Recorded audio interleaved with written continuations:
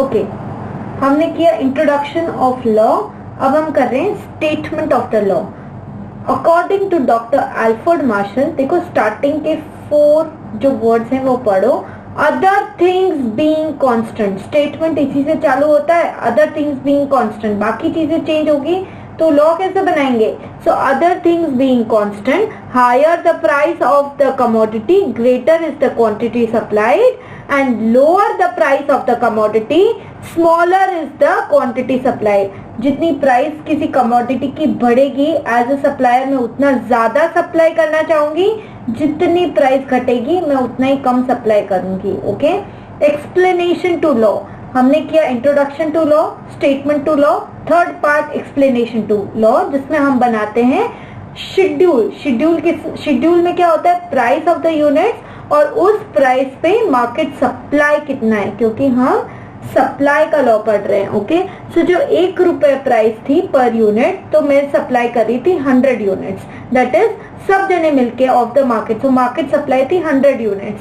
जब 2 रुपए हुई तो 200, 3 रुपए हुई 300, 4 रुपए हुई 400 और 5 रुपीज हो गई पर यूनिट, तो सब ने मार्केट में सप्लाई करना, उनका टोटल मारेंगे, एग्रीगेट लेंगे तो 500 यूनिट सप्लाई करना स्टार्ट कर दिया। इसी को हम प्लॉट करेंगे ग्राफ पे, X axis Y axis. X axis पे क्या है? Generally quantity supply X axis पे रहेगा और वाई एक्सिस पे क्या रहता है? प्राइस रहता है। प्राइस कितना है? 1 2 3 4 5, तो 0 से स्टार्ट करें, 1 2 3 4 और 5 प्राइस है, और क्वांटिटी सप्लाई कितना है?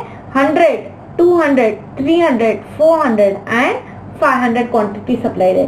सो 1 unit 1 rupees, that is per unit की प्राइस जब 1 रुपए थी तो क्वांटिटी सप्लाइड 100 थी, तो दोनों को मिला के एक पॉइंट यहाँ पे प्लॉट किया जा सकता है। हाँ, किया जा सकता है। सेम वे, जब 2 रुपीज प्राइस हुई तो क्वांटिटी सप्लाइड कितना हो गई? 200 यूनिट्स। सो 2 रुपीज प्राइस पे क्वांटिटी सप्लाइड 200 यूनिट्स, यहाँ पॉइंट लगाया जा सकता है। और सेम वे आप पॉइंट लगाते जाएंगे तो आपको एक सप्लाई कर्व इस तरह से मिलेगा। Let's make the supply curve. कैसा होगा वो supply curve? Let's see. That supply curve will be somewhat like this। Point लगा के देख लेते हैं। You have to make the points first and then आपको कर्व लगाना है। You use your scale और आप फिर पॉइंट्स ज्वाइन करके कर्व बनाना। सो प्राइस जब 3 है तो सप्लाई 300 है, 3 पे यहाँ पे वो पॉइंट आ जाएगा 300।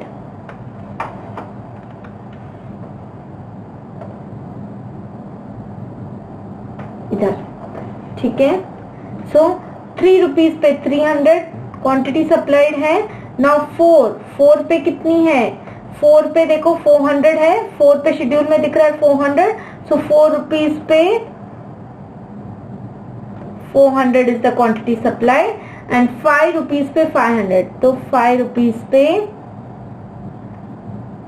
500 is the quantity supply.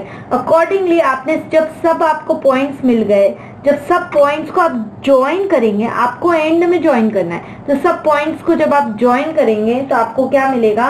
S supply curve. S supply curve मिला। तो एक्सप्लेनेशन ऑफ द लॉ में हमेशा शेड्यूल बनाते हैं जिसमें प्राइस होती है। प्राइस चेंज के कारण क्वांटिटी सप्लाइड में कितना चेंज हुआ, वो है सप्लाई कर्व। अब सप्लाई कर्व के बारे में मुझे कुछ बताओ जो कि बहुत इंपॉर्टेंट पॉइंट्स। सी, सप्लाई कर्व स्लोप कहाँ होता है? इट स्लोप्स अपवर्ड, ऊपर जा रहा है, so it slopes upwards from left to right. ऊपर जा रहा है ये supply curve, slopes upward from left to right. Why?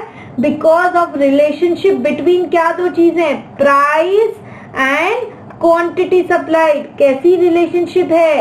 Relationship is direct. Price बढ़ रही है तो क्वांटिटी सप्लाइड भी बढ़ाता है प्रोड्यूसर, इसलिए रिलेशनशिप कैसी है? पॉजिटिव रिलेशनशिप और डायरेक्ट रिलेशनशिप, ये ध्यान रखने वाली बात है।